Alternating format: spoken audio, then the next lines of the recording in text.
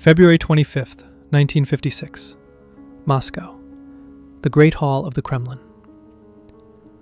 Behind closed doors, in a speech never meant to leave that room, Nikita Khrushchev stood before the 20th Congress of the Communist Party of the Soviet Union and methodically dismantled the myth that had held the entire communist world together.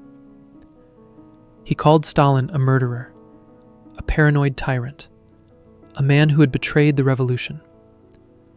The delegates sat in stunned silence, but within weeks the speech had leaked, and when its contents reached Beijing, the consequences were unlike anything Khrushchev had anticipated. Because Mao Zedong didn't just hear a critique of Stalin, he heard a warning directed at himself. In that single act of political theater, Khrushchev had, without knowing it, triggered a geopolitical pivot that would shatter the illusion of a unified socialist monolith, fracture the communist world in two, and ultimately hand Washington the most consequential strategic gift of the entire Cold War. This is the story of the Sino-Soviet Split. Not a falling out between two difficult men, a structural collision between two ancient imperial nationalisms, wearing the same ideological mask. To understand why the split happened, you first need to understand the nature of the alliance, because it was never a partnership between equals. When Mao proclaimed the People's Republic in October 1949, China was an agrarian economy shattered by decades of war. The Soviet Union, by contrast, had emerged from World War II as a military-industrial superpower with a tested nuclear arsenal. The relationship was structurally asymmetric from day one. Moscow transferred steel mills, power stations, military technology, and thousands of technical specialists. China received the industrial blueprint for its entire first 5-year plan. In return, it provided raw materials, labor, and, critically, its strategic mass as the eastern anchor of Eurasian hegemony.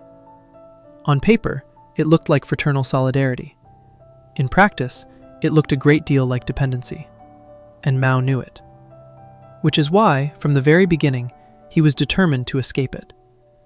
The friction points weren't just ideological. They were profoundly territorial, in the most colonial sense of the word. Soviet proposals for joint naval operations in Chinese waters, a request to install Soviet-controlled radar stations on Chinese soil, a joint submarine flotilla that would have placed Soviet commanders inside China's own military chain of command. To Beijing, these were not offers of cooperation. They were the architecture of a protectorate. Mao's response was cold and categorical. China would not become another Eastern European satellite. The security dilemma was already forming, not between Beijing and Washington, but between Beijing and Moscow. And underneath all of it ran 7,000 kilometers of shared border, defined by 19th century treaties that the Qing dynasty had signed under duress, which Beijing now quietly but formally considered illegitimate. The alliance was always a ticking clock.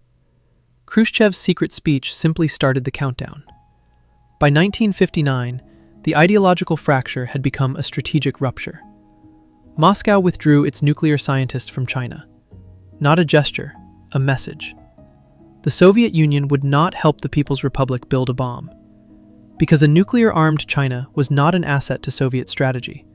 It was a rival. In 1960, Moscow pulled the rest of its technical advisors out entirely.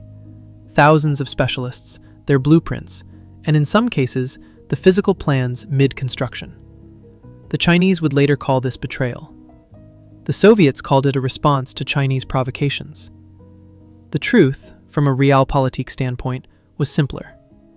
Moscow had concluded that Mao's China was not a partner it could control, and therefore not a partner it could trust. The public polemics that followed were extraordinary in their venom. Beijing accused Moscow of revisionism, of betraying Marxism-Leninism in exchange for coexistence with the imperialist enemy. Moscow accused Beijing of adventurism, of reckless militancy that risked global nuclear war. Each side claimed to represent the authentic communist tradition. But beneath the ideological language, something more fundamental was happening. China was quietly recalibrating its threat assessment.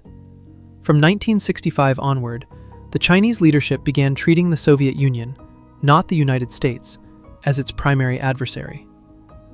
The Cultural Revolution intensified this logic. Anti-Soviet revisionism became the central organizing principle of both domestic and foreign policy. The fear of a Soviet offensive from the north drove the relocation of entire industrial sectors into China's interior, the third-line defense. Meanwhile, Beijing was sending careful signals to Washington. Quiet, deniable, but unmistakable. As early as January 1965, Mao told American journalist Edgar Snow that he didn't believe Sino-American tension would end in war. Zhou Enlai communicated through Pakistani intermediaries that China would not initiate confrontation with the United States over Vietnam. The ideological schism was producing a strategic realignment in real time. Then came March 2, 1969. On a disputed island in the Ussuri River, approximately 300 Chinese soldiers, dug in, camouflaged, waiting, ambushed a Soviet border patrol. The engagement was not a random escalation. It was a carefully planned tactical operation designed to send an unambiguous strategic signal. China would not be intimidated. The Soviets, accustomed to the logic that mechanized armor and firepower would deter a numerically superior but lighter adversary, responded with armored columns. They walked into a second ambush. Colonel Leonov's T-62 was destroyed. Leonov died inside it. His tank, stripped of its targeting systems by Chinese soldiers that same night, is now on permanent display at the Military Museum of the Chinese People's Revolution in Beijing. A symbol of a humiliation that Moscow never fully processed. In the days and weeks that followed, border militarization accelerated on both sides. Moscow moved to 45 divisions along the frontier. Soviet military planners, openly in some circles, began discussing the use of tactical nuclear weapons to neutralize Chinese military concentrations before any full-scale war began. Washington was watching, carefully. The nuclear deterrence calculus had become genuinely unstable. Two nuclear-armed states, sharing the world's longest land border, with no functioning diplomatic channel, were exchanging live fire. Soviet Premier Kosygin tried to reach Mao by telephone on March 21st. A Chinese telephone operator answered and insulted him before hanging up. It took a funeral, Ho Chi Minh's, in September 1969, and a tense airport meeting in Beijing to pull the two sides back from the edge. The nuclear alert was eventually stood down, but the world had shifted permanently. Henry Kissinger understood one thing with unusual clarity. You don't need to be the strongest player at the table. You need to be the one all the other players need more than they need each other. The Sino-Soviet confrontation of 1969 handed Washington a strategic opportunity that no amount of military spending or diplomatic maneuvering could have manufactured.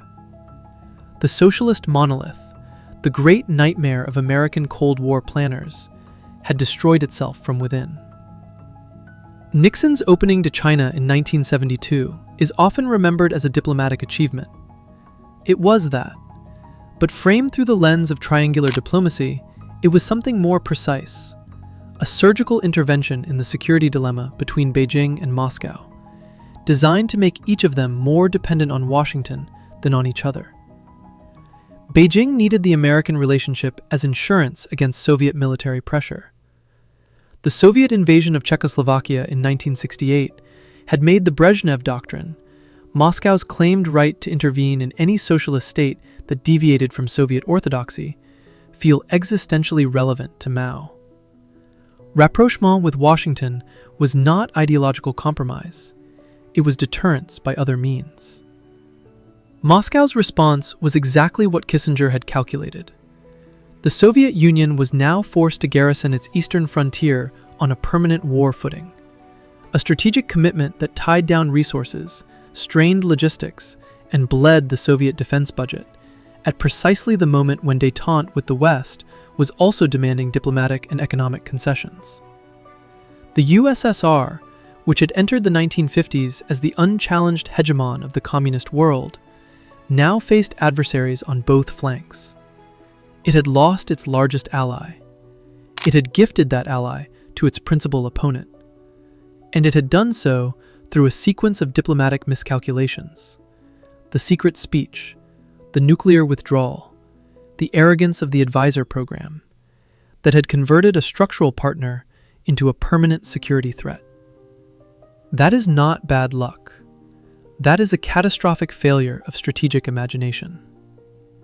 If this analysis is sharpening your understanding of the world, subscribe to World Pivot.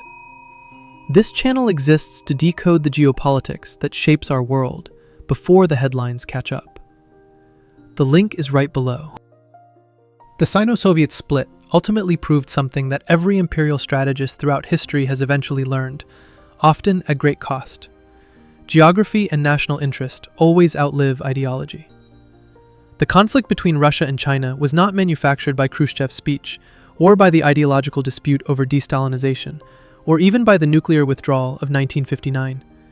It was latent in the geography, in 7,000 kilometers of contested frontier, in overlapping imperial ambitions across Central Asia, in the deep structural asymmetry between a declining Eurasian empire and a rising continental power. Marxism-Leninism provided a common vocabulary. It did not provide a common interest. Today, Moscow and Beijing present a united front against Western liberal order. They conduct joint military exercises. They coordinate at the United Nations. Xi Jinping calls Putin his best friend. But the underlying tensions, over demographic imbalances in the Russian Far East, over Chinese economic penetration into Central Asia, over the asymmetry of their current partnership, are structurally familiar. The Sino-Soviet split did not end the Cold War, but it determined who would win it.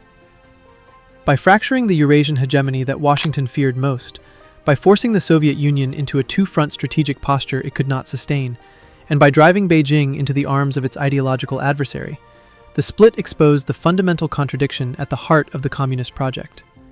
You cannot build a lasting alliance on ideology alone, not when the nations underneath have different histories, different geographies, and different empires to reclaim. That truth was written in the ice of the Ussuri River in March 1969, and it is still being written today.